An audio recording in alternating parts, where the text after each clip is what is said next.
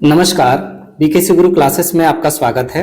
आज हम पढ़ेंगे कक्षा 9वीं हिंदी से दो सेट के वस्तुनिष्ठ प्रश्नों की तैयारी, सेट अ और सेट ब। तो चलिए शुरू करते हैं। यहाँ पर सबसे पहले सही विकल्प चुनकर लिखिए या सही विकल्प का चयन कीजिए। वीरगाथा काल के श्रेष्ठ महाकाव्य का नाम है, तो ये है पृथ्वीराज रासो। वीरगाथा काल के श्रेष्ठ महाकाव्य का नाम है पृथ्वीराज रासो। कैदी और कोकिला रचना है किसकी है? माखनलाल चतुर्वेदी की। ऑप्शन द यहाँ सही है। काव्य के भेद माने गए हैं, काव्य के दो भेद माने गए हैं, प्रबंध काव्य और मुक्तक काव्य। फिर आगे है झुरी के साले का नाम था, तो झुरी के साले का नाम था गया। ऑप्शन नंबर स यहाँ सही है। विचार विनिमय के माध्यम को कहते हैं।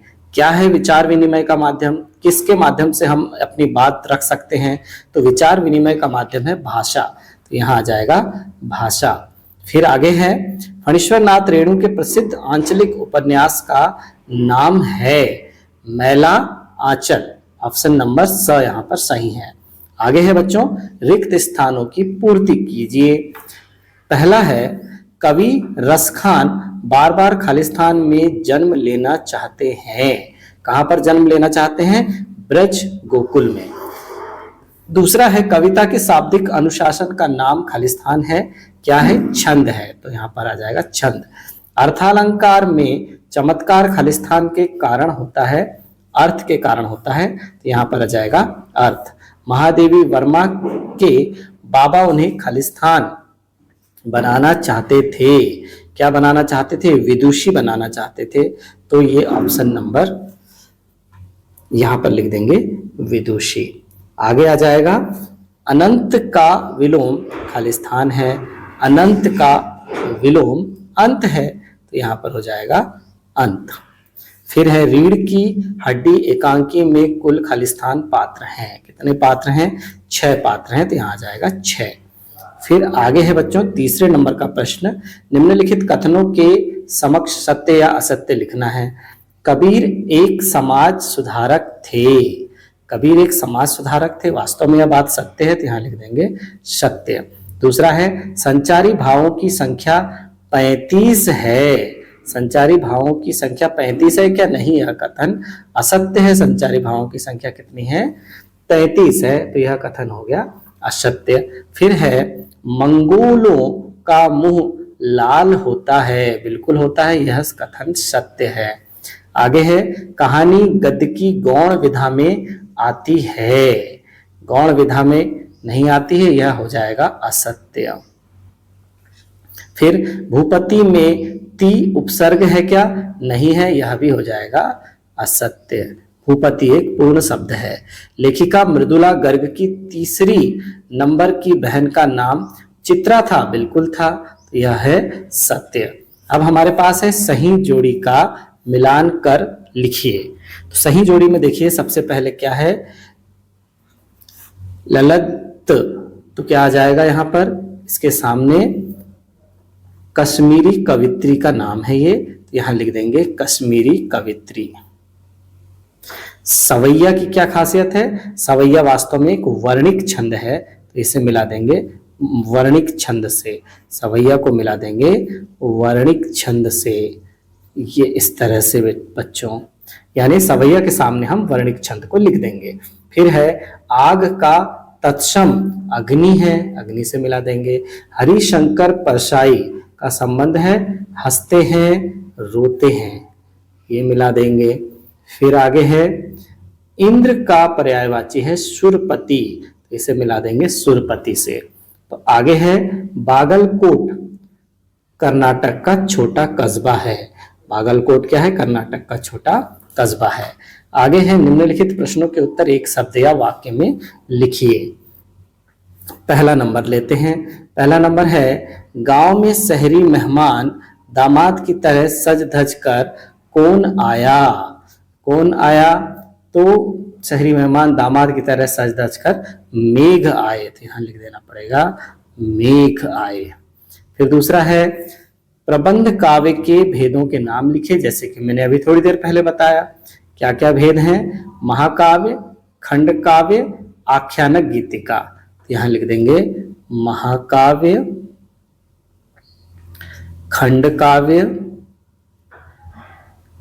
खंड काव्य और आख्यानक गीतिका, आख्यानक गीतिका। इस तरह से लिख देंगे बच्चों। फिर आगे देखते हैं।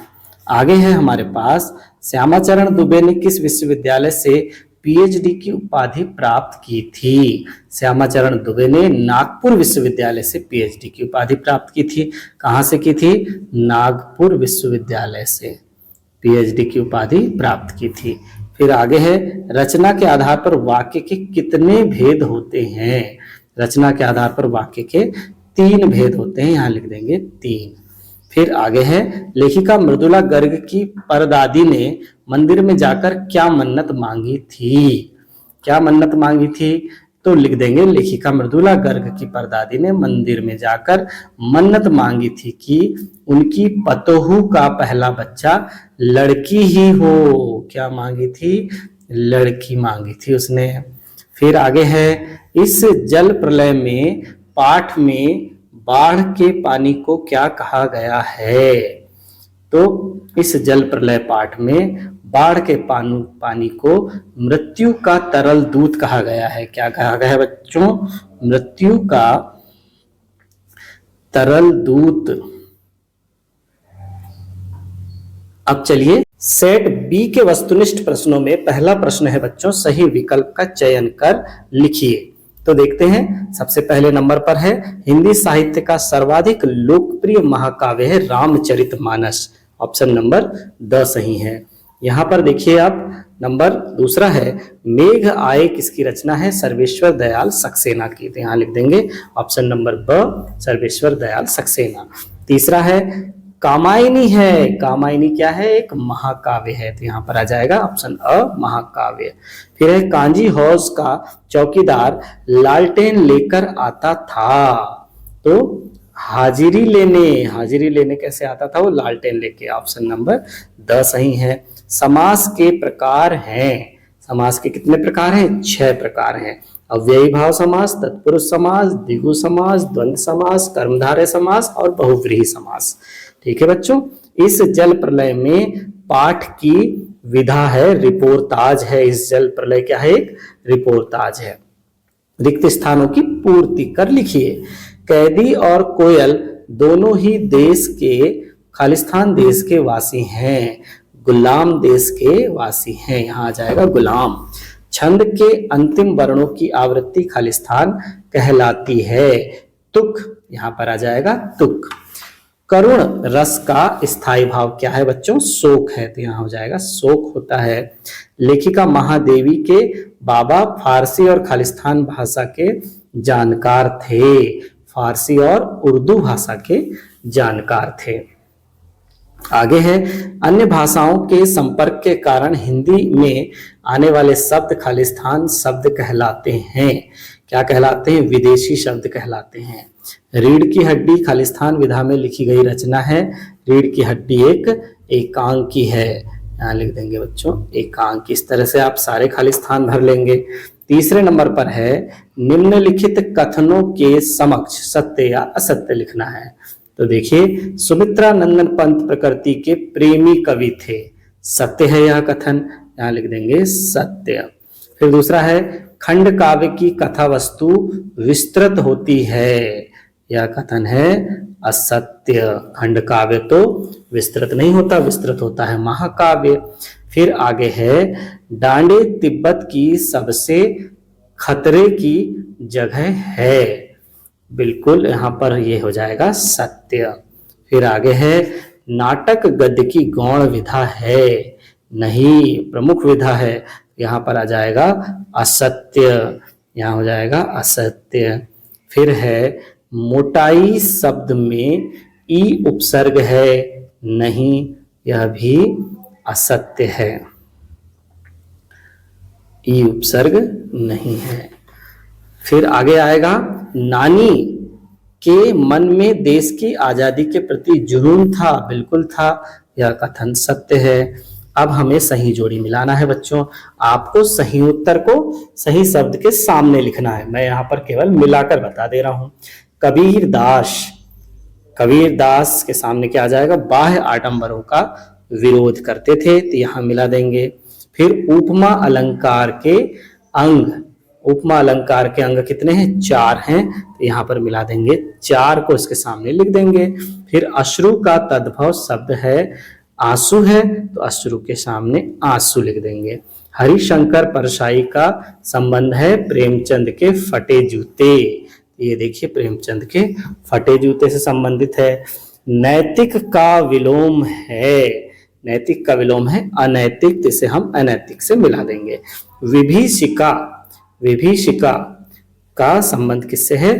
भयंकरता से है, तो ऑप्शन नंबर ग से इसे मिला देंगे। ठीक है बच्चों, अब है निम्नलिखित प्रश्नों के उत्तर एक शब्द या वाक्य में देना है। तो देखिए, रसखान किसके अनन्य भक्त थे?